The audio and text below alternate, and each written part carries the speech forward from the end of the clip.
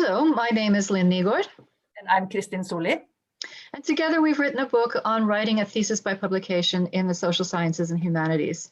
Kristin and I both work as practitioners, and we work a lot with both students and supervisors. And one of the things that we've noticed is just how unsettled this genre is. There are so many different expectations for how you should do it and even what it's called. In our world, we call it an article-based thesis. In most of the literature that we looked at, it's called a thesis by publication, which is why we called it that in our book. But the expectations differ a lot according to, for example, just how many articles you need. Between 3 and 5 seems to be the most common in our fields. Whether or not they can be co-authored and to what extent they need to be even published. But probably the biggest source of confusion here is the text that surrounds the articles. We've been calling this the narrative, although we found at least 30, 40 different terms for what this is called. But we picked the word narrative because we like the idea that you were telling a story about what these articles mean. But there's a lot of disagreement about how long it should be. We've seen everything from 20 to over 100 pages, but I think we saw that the average is around 50 to 70 pages for this kind of thing. There's a lot of discussion about what should be included. And this is because the purpose of this narrative is to show the examiners that you are actually worthy of a degree of being a doctor. So one of the dimensions that we'll be looking for is what we call in our book publishability. And that essentially means that you need to demonstrate that you can take part in the discourse of a research community as a full-blown member of that community. So now it helps if your articles are published, but in our experience, they don't usually all have to be. In our context, for example, there are the many PhD programs require one article to be accepted, and the others can be in various stages of submission. But regardless of their sort of submission or publication status, they all have to be of what would be deemed publishable quality. And that means that there needs to be a good scholarly argument, it needs to be well supported, it needs to be aimed at other researchers, and the text need to be polished enough so that it's ready for submission. And in our book, we talk about one thing that you can do in the narrative is to include a graphical overview of your articles with names of the journals that you have either published in or submitted to, the publication status of each article, whether it's accepted, under review, submitted, so on and so forth. And also you list if you have any co-authors. This gives your examiners a really nice kind of quick overview of your articles and where they are in the process.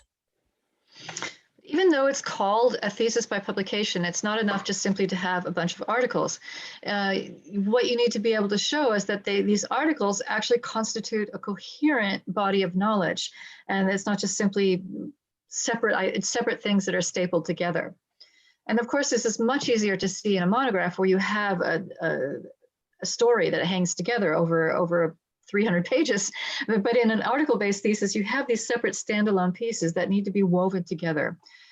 And one of the things that we talk about a lot in the book is different ways you can show this. And one of the ways you can do this is to think about not just the research questions that were in each article separately, but to think about a level of research questions that might be one level of abstraction higher, where you're thinking about what have we done in the articles as a whole? How has the articles as a whole contributed to the state of knowledge?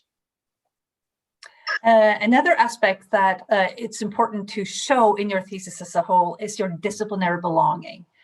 And that means, are you able to act as what's often referred to as a steward of the discipline? And this term highlights the way that other researchers in your field are invested in you. They see you as the future of the discipline, and they want to make sure that the discipline is in good hands. So you need to show that you can act like an insider, like a member of that club.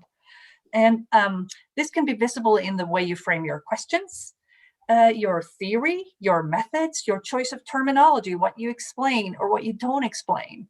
And in the book, we talk about how at the beginning of the narrative, it's useful to position yourself in the discipline that's granting you your degree. And this might be particularly important if you're using an interdisciplinary approach, where you're speaking to several disciplines at once, but still you are receiving your PhD in a particular program that's called something. So it's important that you demonstrate how what you do contributes to that discipline. The fourth quality is one that often strikes fear in a lot of PhD students' hearts, and that is being able to demonstrate originality. To what extent are you able to articulate your original contribution to the scholarly discourse?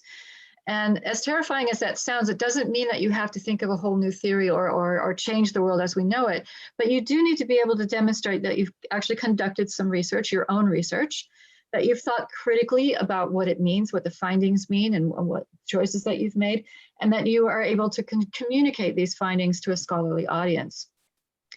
One of the concrete tips we give in your narrative is just to think about, what does this mean? To articulate your contribution by thinking about, so what? What do we know now that we didn't know before you did your research? What are the benefits of your research? And importantly, what are the costs of not having done the research? The final dimension of doctorateness that we talk about in our book is independence. And this means that your thesis should demonstrate that you're capable of acting independently as a researcher. When you finish your doctorate, can you act without supervision? In a way, getting a PhD is like getting a license to do research on your own, and also giving you a license to supervise other people. So you need to demonstrate that you can make good decisions and think critically. And in our book, we highlight some moments in your narrative where you can, that are sort of good moments for demonstrating that. So you can critically reflect on decisions that you've had to make about methods, ethics, and limitations. And also, if you've co-authored, specify who did what. So you can highlight your independent or your contribution to each piece of work. So essentially, this narrative that we're talking about has a very important purpose then, because these elements of doctorateness are not always visible in the articles that you've written. The articles are written for a particular purpose, and that's to report on a piece of research to a smaller audience in a particular journal. And what you want to do now is sew them together and not only show their coherence, but also demonstrate how this represents doctorateness. So you, in this narrative, then you can explain the contribution of each article, how each one adds something new to the discourse, but also how, as a whole, they add something and tell a story that's coherent. And also to talk about the choices that you made along the way, especially the ones that are not visible, the ones that Kristin highlighted in the previous slide around independence, for example. These are very seldom talked about in the articles. The choices you make around, for example, ethical dilemmas that you face, or methodological choices you had to make along the way. These are things that are important for your examiners to know, to understand the choices that you've made and to understand how independent you are, but they're not visible right away. So the way that you do it, the way you put together your narrative will depend very much on what your examiners are expecting, where they're located, what kind of discipline they are, what country they're in, what institute they're in, but also the kind of thesis that you've written, the articles that you've written. What are the challenges that you're facing as a doctoral student trying to demonstrate this cohesiveness, this independence, this originality, and this belonging to the discipline? So we'd like to say good luck with your thesis, and we hope that you enjoy the book. Good luck.